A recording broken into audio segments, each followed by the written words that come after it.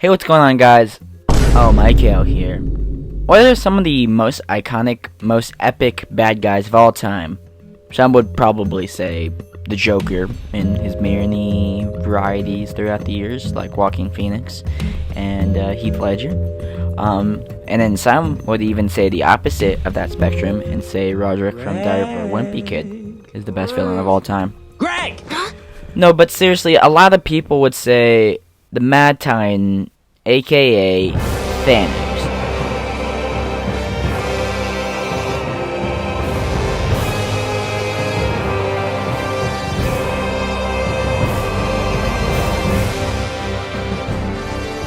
But you know who has a lot in common with Thanos? Just take a guess. Yes, it's Diego Brando. You saw the thumbnail.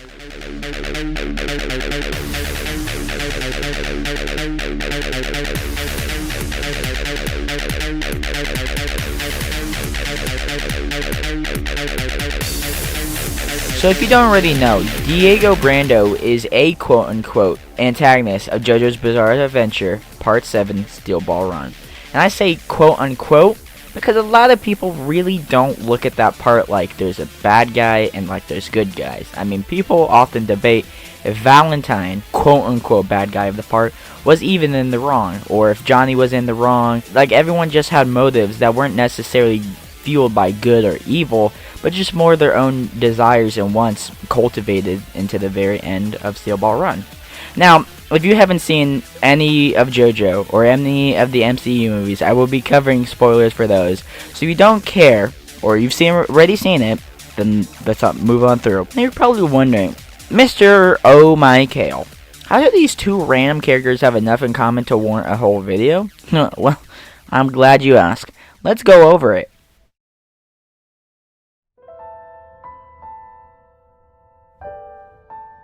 When talking about their backstories, really they have a lot in common. While in the movies we don't specifically see Thanos' childhood, he does tell us what it was like growing up on his planet. Titan was like most planets. Too many mouths, not enough to go around. And when we faced extinction, I offered a solution. Genocide. But random, dispassionate, fair to rich and poor alike. They called me a madman. And what I predicted came to pass.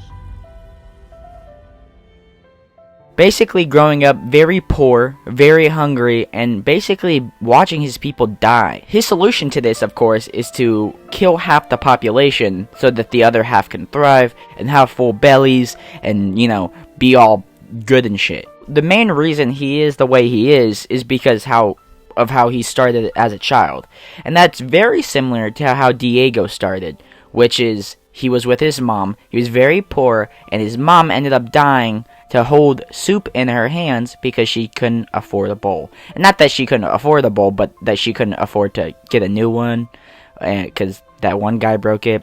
What a dick. Anyway, their childhoods both kind of intertwine in the idea of being poor and being, like, basically at the lowest point of your entire life, only to try and meet these new crazy highs of, you know, conquering the world almost, to bring justice to your childhood.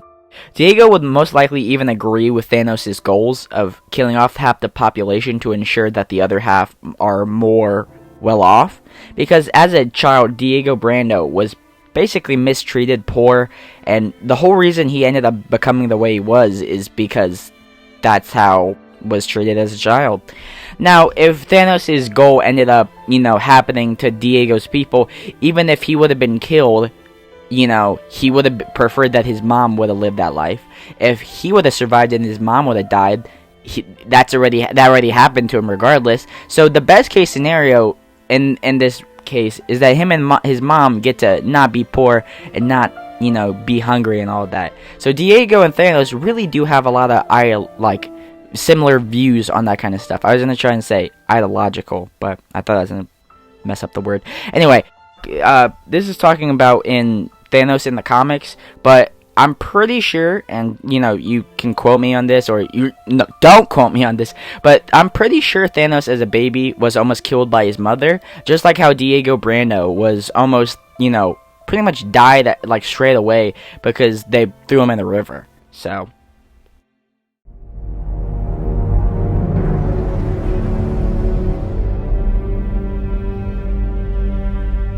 Now, in terms of goals between Diego and Thanos, it's pretty damn similar. They both want to collect parts. When they all come together, it forms a more powerful thing. And for Thanos, these are the Infinity Stones, and for Diego, it is the Holy Corpse parts. And of course, once they all come together, they can have this unlimited potential, but in the end, this is why they end up dying. The closest that they've ever been to it with Thanos, he died pretty much right when he was about to win in Endgame. For Diego, he was literally on the verge of winning, but, Magic Trick fucking got his ass, pretty much. So, they were both really, really close to actually succeeding with their goals and pretty much winning. But, of course, the good guys, quote-unquote, always gotta win. The world!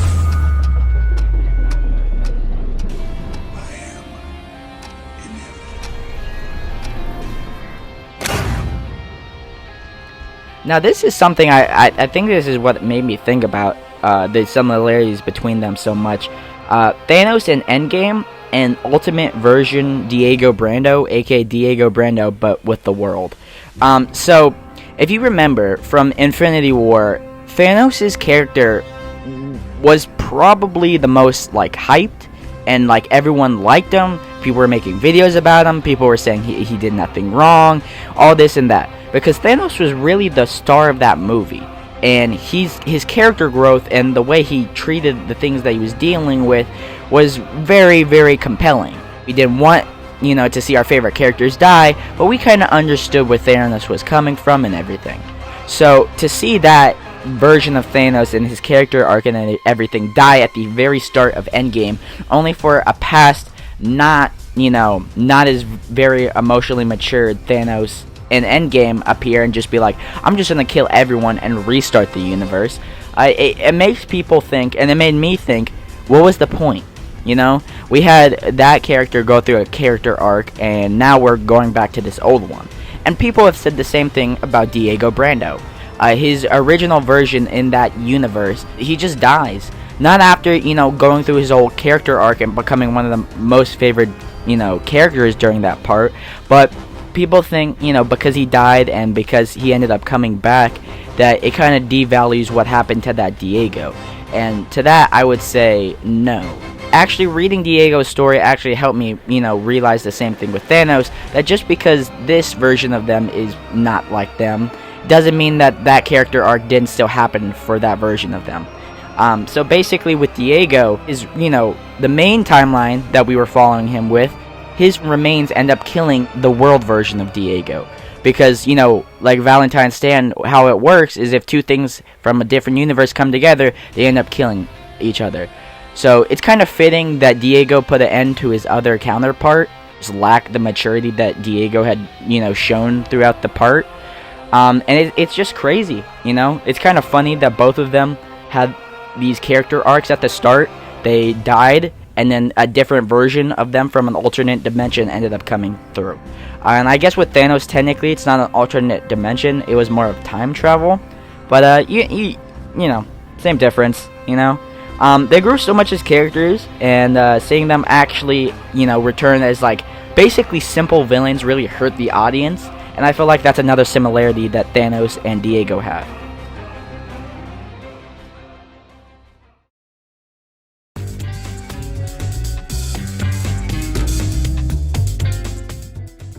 So there's a lot of other little random one-off ones that don't necessarily fit into a category. They're pretty much seen as redeemable and the best of their stories. Specifically, they never talk about the end versions of them. They don't talk about Thanos in Endgame, and they don't talk about Diego's version with the world. Because those characters are archetypes and pretty much just very basic villains.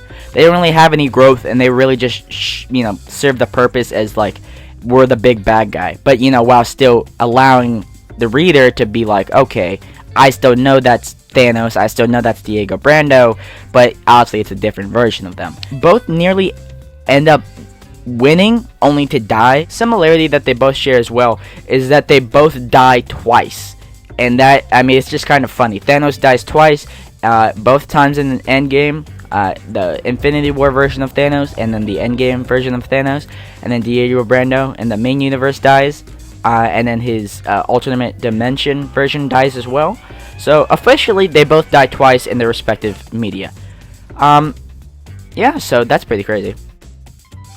That's about it, guys. I just wanted to point out some similarities that I saw. I don't even know if this video is going to do well, because I don't know how much of a crossover that Marvel has with, you know, JoJo's Bizarre Adventure. I thought it was very interesting, and I saw a lot of these points, so I just wanted to point them out. If you did enjoy this video, make sure to like and make sure to comment. I'm sorry for not being as active. I got a lot of stuff going on in my life right now, so thank you for bearing in mind with that. Make sure to give me a kiss on the lips as well. Thank you for watching. See you guys later.